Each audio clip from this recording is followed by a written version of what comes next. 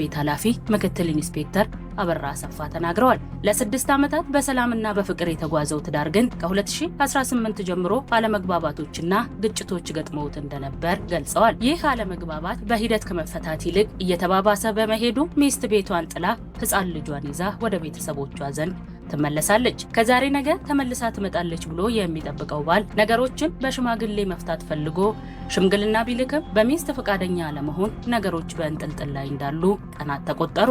በዚህ ቀናት መካከል ለአባወራው ደበሌ በቀለ ተባራሪ ወሬዎች ይደርሱት ጀመር። የባለቤቱ ታናሽ እህት ወደ ትዳሯ እንዳትመለስ ግፊት ታደርግባታለች የሚል ያልተረጋገጠ ወሬ ነበር። ይህ ክስ በእህቷ ባል የቀረበባት የ18 ዓመት ልጅና በዘንድሮ ዓመት የ12ኛ ክፍል ብሔራዊ ፈተና ተፈታኝ የሆነችው ፌኒት አሰፋ ነበረች። በተደጋጋሚ ከእህቷ ባል ጋር በመገናኘት ቢወያዩም አንቺ ነሽ ወደ ትዳሯና ቤቷ እንዳትመለስ የምትመክሪያት የሚለው የባል ያልተጨበጠ ጥርጣሬ ወደ ዛቻ ይቀየራል። ፌኔት ጉዳዩን በጥንቃቄ መመልከት ጀመረች። ይህ ዛቻና ማስፈራሪያ እየተጠናከረ መጥቶ ሚያዝያ 21 ቀን 2018 ዓ.ም ከቀኑ 9 ሰዓት ገደማ ፌኔት አሰፋ ከጓደኞቿ ጋር ወደ ቤተ መጻሕፍት ስትጓዝ በነዲኖኖ ወረዳ በኮምቦልቻ ከተማ ጤና ጣቢያ አካባቢ ጠብቆ ይጠራታል ብሏል ፖሊስ። በቅድሚያ ሰላማዊ ንግግር ካናገራት በኋላ ድንገት የደበቀውን ስለታማ ገጀራ በማውጣት ማጅራቷ ላይ በመምታት ይጥላታል። ሟች በደረሰባት ምት ወድቃ ባለችበት ተከሳሽ በተደጋጋሚ በመምታት ባደረሰባት ጉዳት ሕይወቷ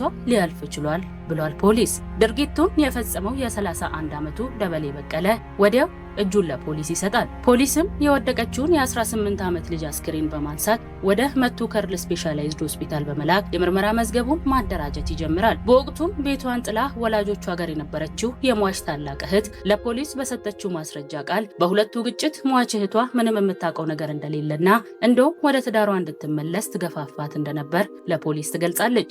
ነገሩ የተገላቢጦሽ ሆነና ግን ወጣት ፌኔት አሰፋ በአሰቃቂ ሁኔታ ሕይወቷን ማጣቷን ምክትል ኢንስፔክተሩ ጨምረው ገልጸዋል። ፖሊስም የምርመራ መዝገቡን በሰውና በሕክምና ማስረጃ ያደራጃል። ምርመራውንም አጠናቆ ለአቃቤ ሕግ ይልካል። አቃቤ ሕግም ከፖሊስ የተላከውን የምርመራ መዝገብ ተመልክቶ በከባድ የሰው መግደል ወንጀል ክስ ይመሰርትበታል። የምርመራ መዝገቡን የተመለከተው የኢሉባቦር ዞን ከፍተኛ ፍርድ ቤትም ግንቦት 26 ቀን 2018 ዓ.ም ተከሳሽ ደበሌ በቀለ ባልተረጋገጠና ምንም አይነት ተጨባጭ ማስረጃ ሳይኖረው ሟችን ትዳሬን ያፋታሽው አንቺ ነሽ በማለት በስለት በመምታት የግድያ ወንጀል መፈጸሙን ያረጋግጣል። ግራ ቀኙን የተመለከተው ፍርድ ቤት ተከሳሽ ያቀረበውን 2 የክስ ማቅለያዎችን ከግንዛቤ ውስጥ በማስገባት በ21 ዓመት ጽኑ እስራት እንዲቀጣ ወስኖበታል ሲል የኢሉባቦር ዞን ፖሊስ ዋና መምሪያ የኮሚኒኬሽን ጉዳይ ጽሕፈት ቤት ኃላፊ ምክትል ኢንስፔክተር አበራ አሰፋ ገልጸዋል። አደባባይ አካባቢ ነው ተጠርጣሪዎቹ በኮድ 3C06552 አዲስ አበባ ሱዙኪ ዲዛይር ተሽከርካሪ በመያዝ የግል ተበዳይ ጃፓናዊ ዜግነት ያለው ሲሆን ልብሱ ላይ ፈሳሽ በመድፋትና የሚጠርጉ መስለው አይፎን 17 ፕሮ ማክስ የዋጋ ግምቱ 206,000 የሚያወጣ ሞባይል ስልክ ከኪሱ ከሰረቁ በኋላ ጂፒኤስ የተባለውን ቴክኖሎጂ በመጠቀም ተጠርጣሪዎቹ በቁጥጥር ስር ማዋላቸውን በአራዳ ክፍለ ከተማ ፖሊስ ዋና መምሪያ የፒያሳ ፖሊስ መምሪያ ኃላፊ ኢንስፔክተር ፈይሳ ዘውዴ ገልጸዋል። የውጭ ዜጋ በሚንቀሳቀስበት መልካ ሆቴል ተብሎ ከሚጠራ አካባቢ ወጥቶ በእግር ወክ እያደረገ ያለ የአንዱ ተጠርጣሪ በቪትስ በዲዛይር መኪና እየተንቀሳቀሱ አንደኛው ተጠርጣሪ በግለሰቡ ላይ የመኪና ዳሽቦርድ ጽዳት እቃውን ይደፋበታል።